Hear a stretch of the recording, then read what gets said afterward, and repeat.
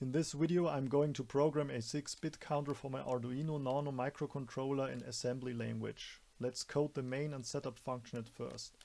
We need to link our assembly code to the C code. Reminder that Arduino is usually programmed in the C language. Doing it in assembly is just for the sake of having fun.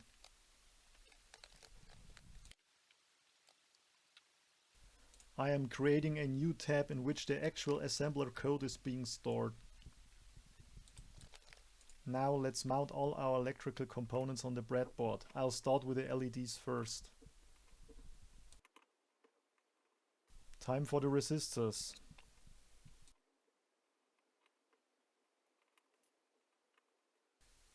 At last the wiring. I'm going to use the port D pins. For some odd reason the Arduino Nano Every is missing pin PD6, so we just have 7 pins beginning with PD0, 1, 2, 3, 4, 5 and 7.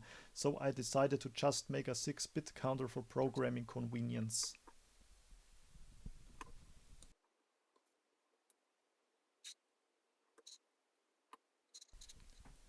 Before we start to create our assembly code, we have to look for the naming conventions of port D in the assembly language.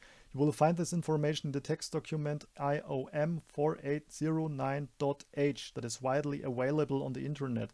Arduino simplifies things for us, so we don't have to bother with the underlying processor opcode.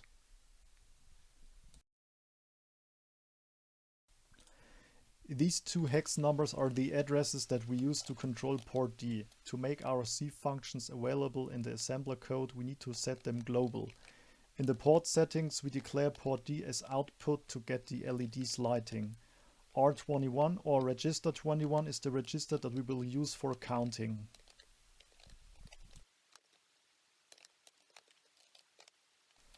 Now let's get to the actual program. At first we want to check out if our wired breadboard is working at all, so we just code a countdown function and a timer that counts in a certain tempo.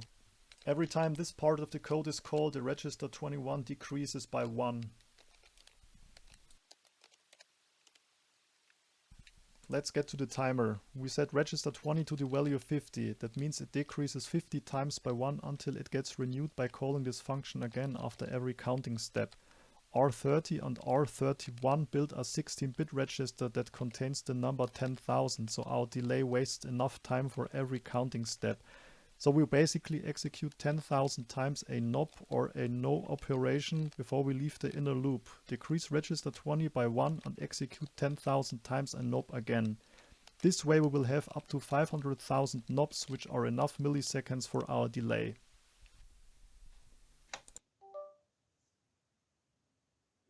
As you can see, it counts binary from 63 to 0.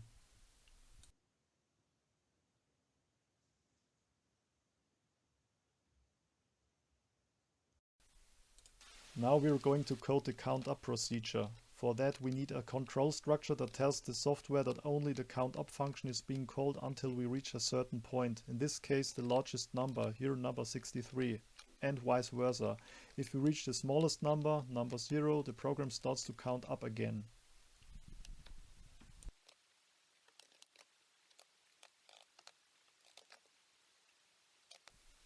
The switch up and switch down function lock their complementary function. For example, switch down makes sure that switch up can't be called by the program until we reach a border point.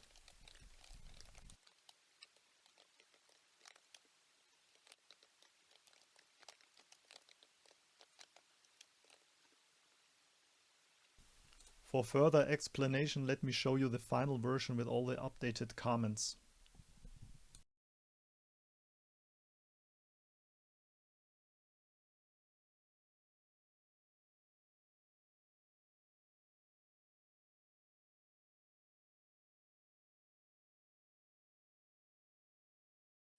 Okay, now let's see if we were successful.